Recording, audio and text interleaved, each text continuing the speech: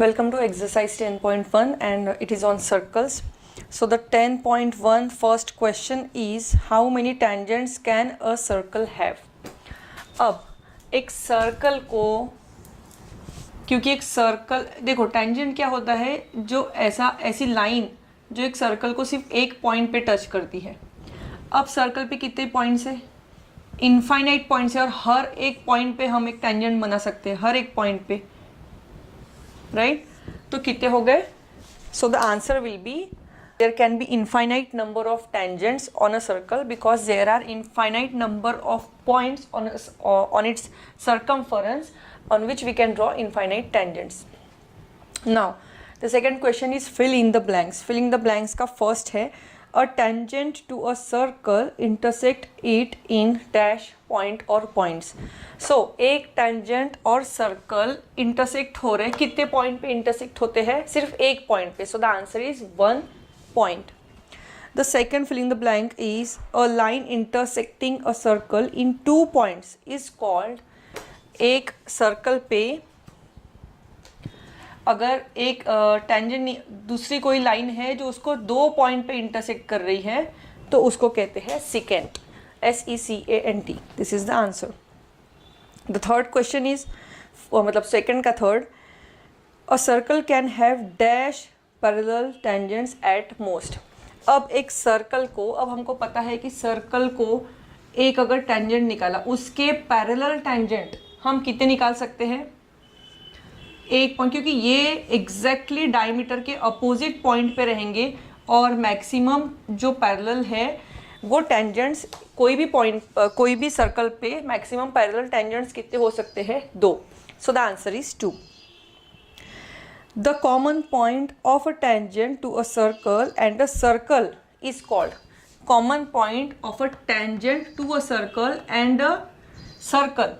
Circle और tangent का जो common point है उसको क्या कहते हैं? So the name is point of contact. तो जब हम लोग आगे के प्रॉब्लम सॉल्व करेंगे, प्रूव दैट के प्रॉब्लम्स रहेंगे, तो उसमें हमको ये वर्ड यूज़ करना है पॉइंट ऑफ कॉन्टैक्ट, क्योंकि बहुत बार यूज़ होगा, आप देखेंगे प्रॉब्लम्स आगे. तो इनके जो मीटिंग पॉइंट है सिंगल पॉइंट, उसको पॉइंट ऑफ कॉन्टैक्ट कहते हैं. सो फिलिंग द ब्लैंक्स में लिखना है point of contact. Now the question number 3 is a tangent PQ at a point P of a circle of radius 5 centimetre meets a line through the centre O at a point Q so that OQ is 12 centimetre. Length of PQ is, PQ क्या है? Tangent है, तो हमको tangent की length find करने बोला है. कुछ डेटा गिवन है, एक सर्कल गिवन है, सर्कल पे एक टेंजेंट है PQ जिसकी लेंथ हमको फाइंड करना है. Let it be x. ये जो है सेंटर O से Q तक का डिस्टेंस दिया हुआ है विच इज 12 सेंटीमीटर. सेंटीमीटर में दिया है एंड रेडियस भी दिया होगा. Radius is 5 centimetre. So the radius is OP. It is 5 centimetre.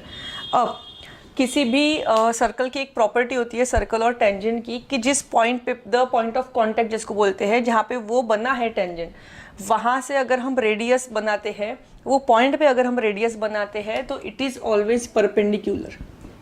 ये बात ध्यान में रखना, ये बहुत काम का पॉइंट है आगे के चैप्टर में.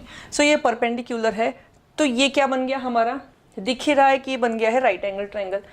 सो by using Pythagoras theorem we can write hypotenuse square is equal to one side square plus other side square. ये आपको पूरा लिखना है, one side square plus other side square. So hypotenuse कितना है इसका? 12 का square is equal to one side is the radius, तो 5 का स्क्वायर प्लस अदर साइड हमने एज्यूम किया है x. यहाँ पर जब आप लिखेंगे, क्योंकि मेरा एम है आपको सिर्फ कंसेप्ट क्लियर कराना, तो ये आपको जैसे मैं लिख रही हूँ let the length of PQ be x centimetre, ये सब मैं नहीं लिख रही हूँ, वो आपको लिखना है. मेन तो आपका यही है. अब 5 स्क्वायर को उस साइड ले लिया तो क्या हो जाएगा? 12 square minus 5 square is equal to x square. 12 square is 144, 5 square is 25 is equal to x square. So x square becomes 119, so x becomes under root of 119 centimeter. So this will be our final answer. सो ये जो problem था ये option उसमें options दिए, objective type का था, उसमें options दिए थे ABCD, तो हमारा आंसर आता है D under root of 119 centimetre. So the fourth question is draw a circle and 2 lines parallel to given line such that one is tangent and the other is secant to the circle. एक circle है उनके पास, एक circle निकालना है आपको, एक line निकालना है. ये क्वेश्चन कभी आया नहीं है. सो ये लाइन आप कैसे निकालेंगे, पहले एक रेडियस या रेडियस से एक स्ट्रेट लाइन बना लेंगे, फिर एक लाइन है यहाँ पे प्रोटेक्टर रख के भी आप 90 डिग्री का ले सकते हैं. प्रोटेक्टर पे 90 डिग्री ले लिया. अब हम लोग दूसरी जगह प्रोटेक्टर रख के भी इस पॉइंट पे प्रोटेक्टर रख के टेंजेंट बना सकते हैं, सीकेंट बना सकते हैं, लेकिन हम लोग अलग मेथड से भी कर सकते हैं.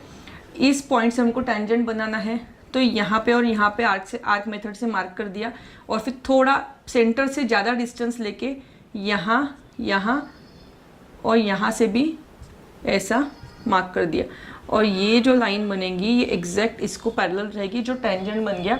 एंड सेम वैसे सेकेंड बनाना है तो इसके अंदर बनाना है, कोई भी एक पॉइंट ले लो, इसके आजू बाजू सेम मेथड से करो जो मैंने अभी जैसे किया, और इसको ज्वाइन कर दो, तो हमारा बन जाएगा एक सेकेंड, एक टेंजेंट और एक गिवन लाइन को हमने उसको पैरेलल कर दिया. So this is our answer. ये कभी पूछा नहीं है एग्जाम में, लेकिन ये क्वेश्चन है इसलिए मैंने बताया. So centre O point P हम दे सकते हैं, इसको कोई भी नाम दे दो, PQR वगैरह, ठीक है. सो यहाँ पे हमारा एक्सरसाइज 10.1 ख़त्म होता है. मिलते हैं 10.2 में.